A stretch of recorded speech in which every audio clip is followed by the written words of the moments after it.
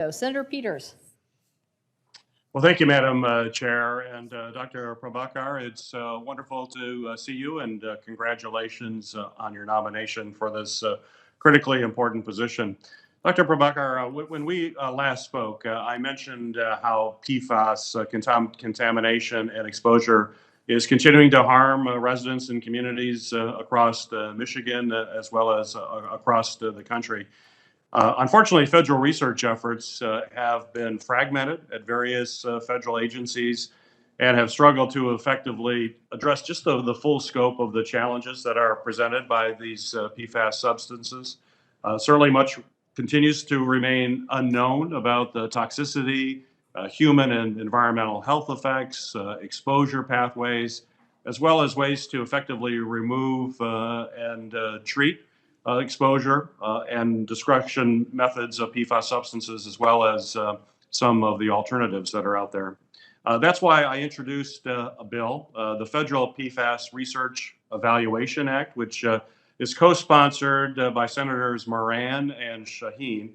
And it would direct a study by the National Academies of Sciences, Engineering, and Medicine to better help inform decisions by the federal government, state governments, industry, and other stakeholders on how we actually address PFAS substances.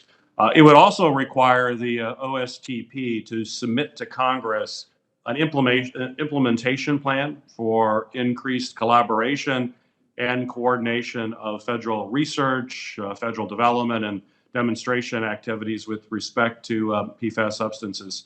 So my question for you, ma'am, is if confirmed, will you commit to working with my office to ensure that we have the strongest possible level of coordination within the federal government to address PFAS?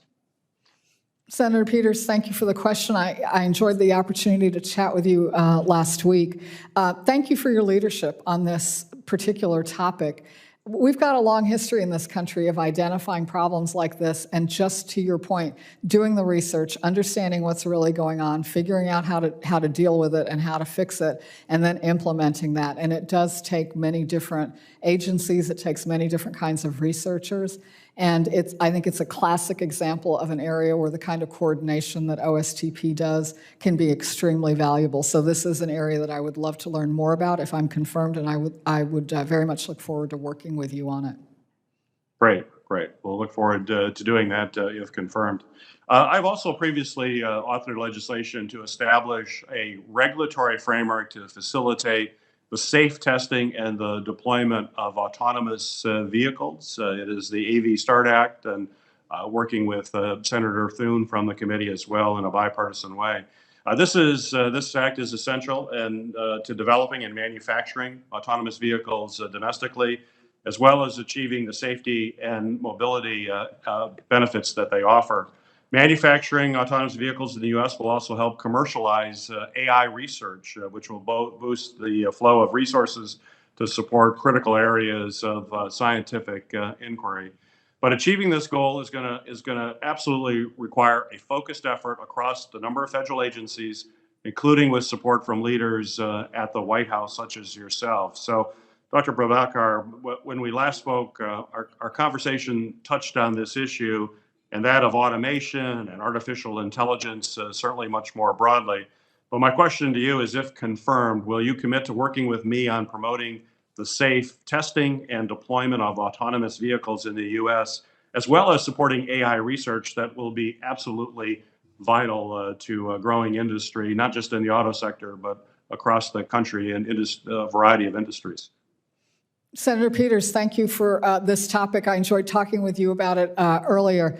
And the answer is yes, absolutely. I would welcome that opportunity if I'm confirmed. I'd like to say that I find people talk about autonomous vehicles from many different perspectives. For a lot of researchers, it's a very exciting technological development. It's a market opportunity for companies. At the end of the day, the most fundamental question, though, is the one you're talking about, which is safety. And the hope, and the reason a lot of people are working in that area is the hope that it can help, that autonomy can help reduce traffic fatalities. And I think that prospect is important, very tantalizing. And of course, at the same time, until we prove it and until we understand it, because the safety implications will be different in these autonomous scenarios, if we don't really have that safety, then we don't have it. And so I very much support and appreciate the work that you're doing in that area. It's something I would love to work with you on if I'm confirmed. Well, I will certainly look forward to working with you if confirmed on it. It is critical. Thank you, Madam Chair.